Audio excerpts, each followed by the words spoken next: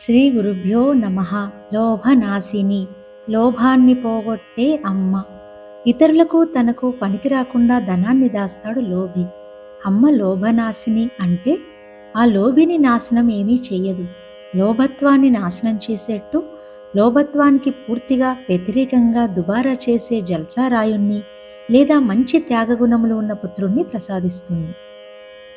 నీ వద్ద ఉన్న ధనం నిన్ను కష్టపెట్టకుండా సుఖపెట్టాలంటే సంపాదనలో 2% దైవానికో గురువుకో సమర్పించాలి. అది సరాసరిలోకి జారిపోయి లోకంలో ఉన్న వారందరికీ సమంగా పంచబడుతుంది. గ్లాస్ నీటిని సముద్రంలో పోస్తే ఆ నీరు సముద్రవ్యాప్తం అయినట్లు నీ దక్షిణ విశ్వవ్యాప్తమవుతుంది. అందువలనే షిరిడీ బాబా భక్తుల వద్ద దక్షిణ అడిగి మరీ తీసుకునేవారు. బాబా లోభనాశిని. మీ కుటుంబంలో 4 ఉన్నారనుకో, 5వ వాడిగా భగవంతుణ్ణి చేర్చుకోవాలి. ఒక మనిషికి అయ్యే ఖర్చును భగవంతుడికి చేర్చాలి. ఎలా చేర్చడం?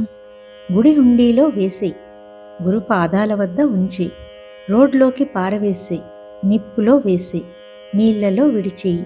నీ ఇష్టం, ఎలా అయినా సరే ఆ భాగాన్ని నీ నుంచి దూరం చేసేయాలి, అంతే. ఈ లెక్కలో ఉన్నవాడు ఎంత ధనం సంపాదించినా ఇబ్బంది ఉండదు. ఆ ధనం వల్ల అతడు సుఖపడతాడు. మర్యాదగా ఇవ్వలేదంటే ప్రకృతి బలవంతంగానైనా నీ నుంచి వసూలు చేస్తుంది. రోగాలు రావచ్చు, ప్రమాదాలు జరగచ్చు. అలా వైద్యానికి ఖర్చు అయిపోతుంది. లేదా డబ్బు దారబోసుకుంటావు, లేదా దొంగలు దోచుకెళ్ళవచ్చు. కాబట్టి మర్యాదగా ఆ పర్సంటేజ్ను నీ నుంచి దూరం చేసేయడం మంచిది. లేదంటే ప్రకృతి ఇలా బలవంతంగా వసూలు చేస్తుంది. నిజానికి మన యావత్తు సంపద అమ్మదే. తన వద్ద ఉంచబడినవే కాని తనవి కావు.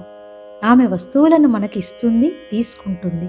మన దగ్గర ఎవరైనా ఒక విలువైన వస్తువు ఇచ్చి యాత్రలకు వెళ్ళి వస్తాము, అప్పటి వరకు మీ వద్ద దాచి ఉంచండి అని కోరినప్పుడు, మన బీరువాలో ఉంచినప్పుడు అది మనది అనుకోము కదా. మళ్ళీ వాళ్ళు వచ్చి అడిగినప్పుడు వారికి ఇచ్చేస్తాం. అలా తిరిగి ఇవ్వకపోతే అది లోభము. అట్లే దేహము, సంపద, సంసారము దైవం ఏర్పరిచినవే. చివరికి దైవమే తీసుకెళ్ళిపోతుంది. దానికి బాధపడడం అవివేకం. లోభానికి కారణం మోహమే. మోహం చేత దైవ సంపద మన వద్ద ఉన్నప్పుడు మనదని భావిస్తాం. లోభం చేత దానిని పట్టి ఉంచడానికి ప్రయత్నిస్తాం.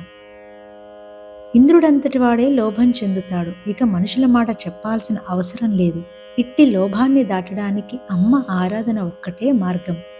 తనకున్నది అమ్మ సంపదేనని తెలిసి అమ్మను ఆశ్రయించి ఉండడం భక్తుల కర్తవ్యం. అనుగ్రహించడం అమ్మ కారుణ్యం.